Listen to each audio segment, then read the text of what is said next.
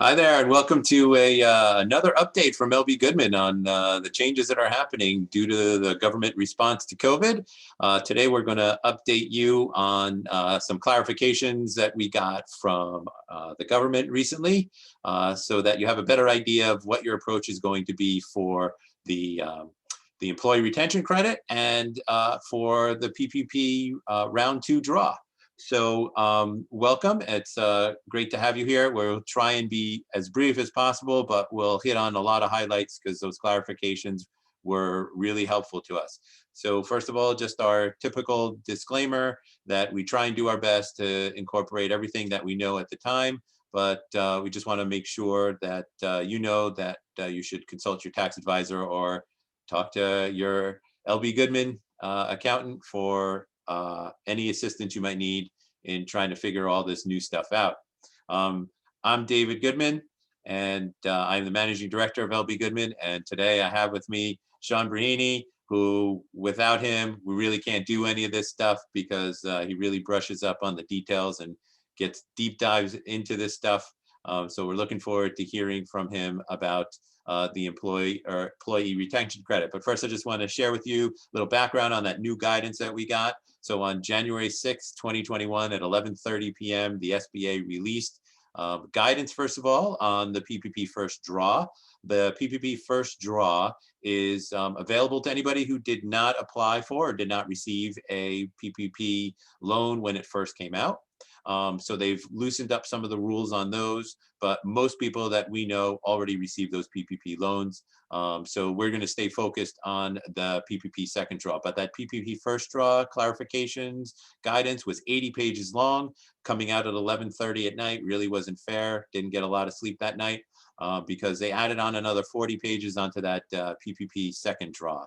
But thanks to good reading and a lot of support, Sean and I were able to figure out a lot of what's in these new documents, and we're going to share what we've discovered with you today.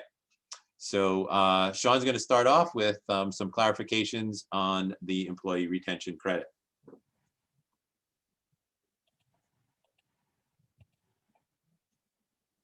David, you didn't enable your screen sharing. Oh, I'm sorry. I think I needed to make you the co-host, Sean, so I will do that right now. And you should be able to take over screen sharing. Go ahead. Sorry about that. All right, here we go.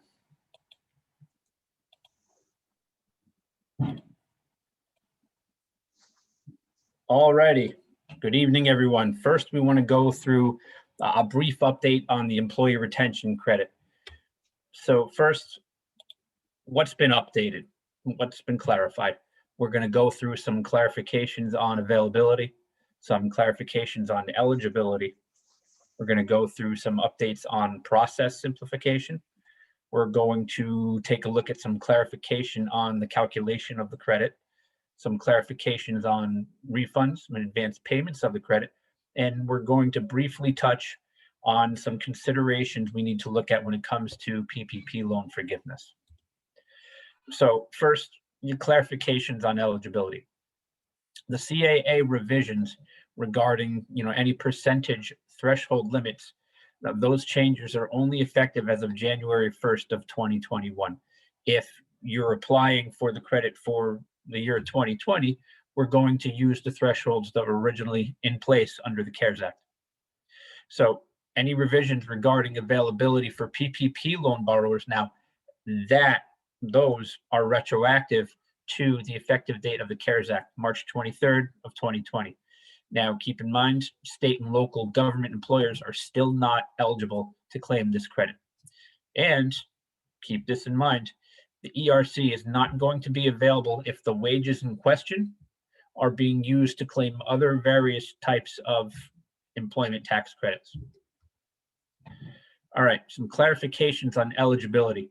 First, the restrictions that had originally been placed on employers that prohibited them from claiming the credit if they had also taken out a PPP loan, like we briefly reviewed, that's been retroactively removed, meaning you can now apply for the 2020 credit.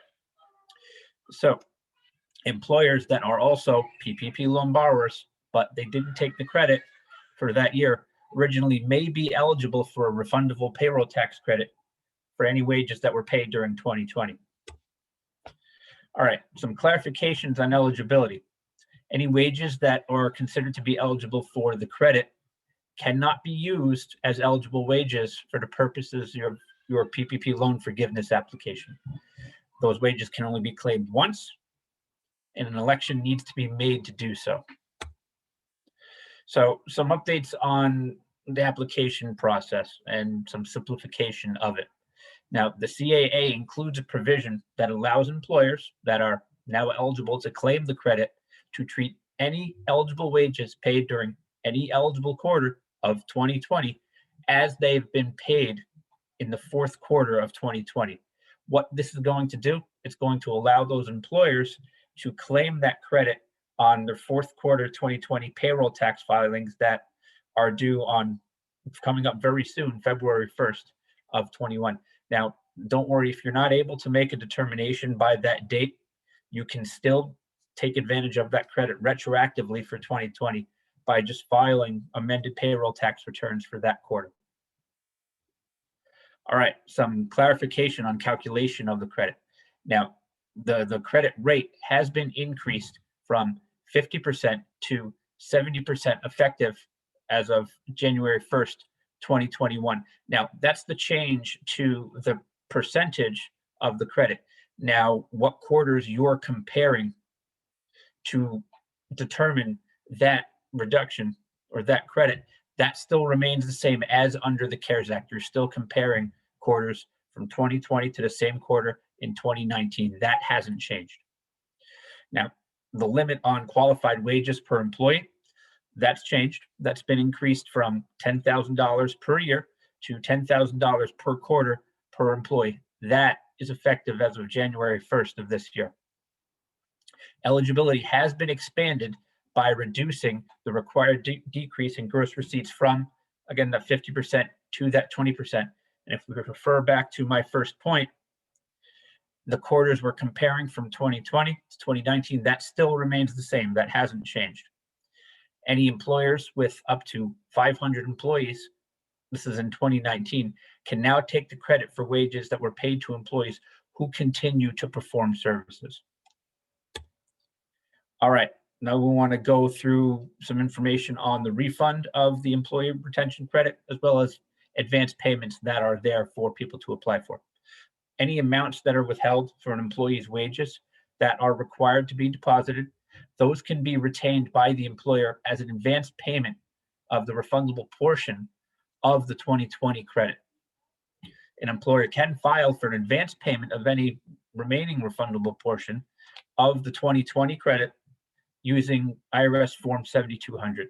Now, from what we know, 2021 guidance is expected to be similar to that of the 2020 credit, except the advance payment guidance, that's expected to differ from the Form 7200. All right, a little more information here. All right, so a brief consideration in terms of PPP loan forgiveness. So any businesses that took out a PPP loan, they may want to hold off on applying for forgiveness until they're able to determine if they are eligible for this credit. Careful consideration needs to be given to any payroll costs that are being used for the credit versus any payroll costs that are being used for loan forgiveness. We want to avoid double dipping here. Now, we are expecting additional guidance here in terms of the interaction between this credit and the PPP loans and the forgiveness applications. We'll be sure to keep you updated there. Now we're going to go back to David with some updates on the PPP second draw and the loan applications. David. Thank you, Sean.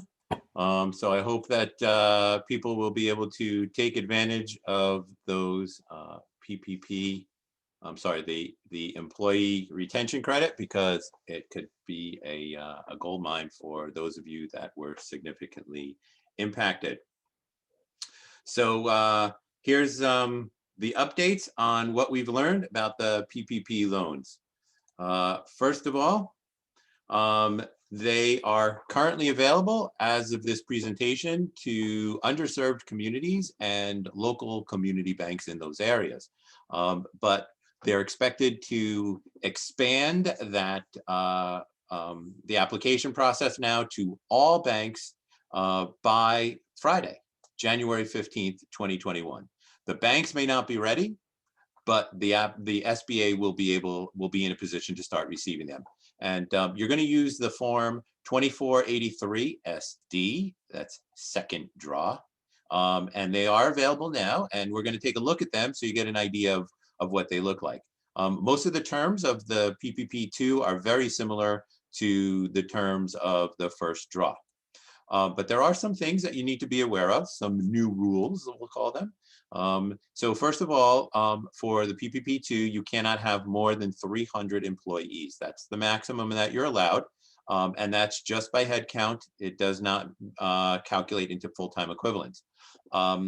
There are certain spending rules in order to get the PPP2. First of all, you have to have received a first draw PPP. Second, you must spend all of your PPP first draw before receiving a second draw. And this does not mean that you actually applied for forgiveness. It's okay if you did, but as Sean mentioned, you may want to hold off applying for forgiveness so you might be able to take advantage of the employee retention credit. The big change here is that you must have a 25% or more reduction in gross receipts from the one quarter of 2020 compared to the same quarter of 2019. So we weren't clear on what gross receipts meant. Now they've given us clarification. Gross receipts is as you typically report them on your tax return. There is an option for you to choose the entire year of 2019 and comparing it to 2020. But the easiest thing to do is to focus on that one quarter if you did experience it in the one quarter. And we've also got clarification that the gross receipts do not include your first PPP draw. We also got clarification again that in order to qualify for the second draw, you must have been in business prior to February 15th of 2020. And the business cannot be closed. It cannot be permanently closed. It has to be an operating business. So that's an important information for you to know. There are some changes in the application, and the calculation of the loan amount is basically the same. You use the average monthly payroll for 2019, you multiply it by 2.5 times, unless 2020 you had more payroll, and then you can use the same calculation to figure out your average payroll for 2020. Self-employed individuals and all employees are still limited to that $100,000 cap on the 24 week covered period. So that would be 20,833. Documents that are going to be requested are going to be the same. However, we got clarification that if you use the same lender that you used for your PPP1, that you do not need to supply any supporting documentation. The banks have it already, and there's no need for any new documentation. So we've got to be careful because some of the banks may still be asking for this information, and it doesn't necessarily require you to provide them. It's in the SBA guidance. For Schedule C filers, you're going to need to provide a 1099 miscellaneous, an invoice, bank statements, or what we see in quotes as book of records, if you did not provide that with your first PPP draw. And it's quite possible that you were not asked for this information. So be aware that you may be asked for this information if you're self-employed. Loans over 150,000 are required to provide support for the 25% reduction with your application. And you also have to certify economic uncertainty. So I want to just quickly take a look at the application just to give you an idea of what this looks like and give you some highlights on the form that you should be aware of. So first of all, right here, I want to show you that this is where you're going to do your average monthly payroll calculation. And for those of you with NAICS code of 72, these are resorts, restaurants, food establishments, hotels. You're looking at 3.5 times your payroll. Loan amounts are maxed out at 2 million. Here you're going to put the number of employees, and just so you know, this is again by head count, no calculation necessary for full-time equivalents. Purpose of the loan, select all that apply. You should definitely choose covered workers protection expenditures. That's going to be important to know. That's something new for this, but also payroll costs, because remember, this is a PPP loan, the Paychecks Protection Program. So we want to make sure that you do check that box, because if you don't check that box, you're not going to meet the forgiveness standards. They're also asking for your first draw loan number, so hopefully you have the documentation for that. If not, you could probably reach out to the lender of your first draw PPP. They'll be able to figure it out. It's very clear here that it says that applicants for loans of 150,000 or less may leave this section blank regarding the reduction of 25% of receipts from one quarter in 2020 to the same quarter in 2019.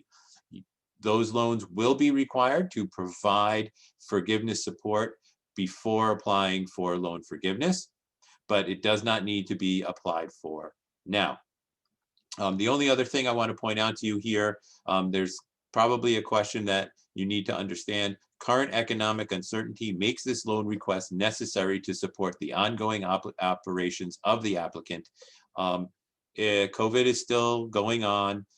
We don't know if it's going to get worse or it's going to get better, and that creates some uncertainty for me. So if you believe that there's economic uncertainty going on based on what the future might look like, you certainly can check that box. This question was asked on the original PPP first draw application, so it is here again. So you can start to gather up whatever information you need. So when the bank that you're going to be applying with for your PPP second draw becomes available, you'll be ready to provide that information. Okay, so that's the application for the PPP to not forgiveness, but to get the next round of funding.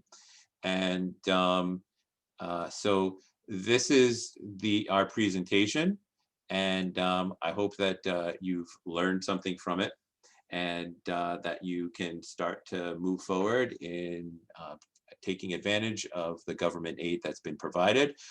Sean and I will be back. We know it. There's going to be new clarification. There's going to be new laws, and we'll be ready to keep you up to date as they happen. So visit our website, check your email. This recording will be available on our website. Share it with friends. Hopefully you find the insight helpful, and we'll see you at our next presentation. Thanks for joining us.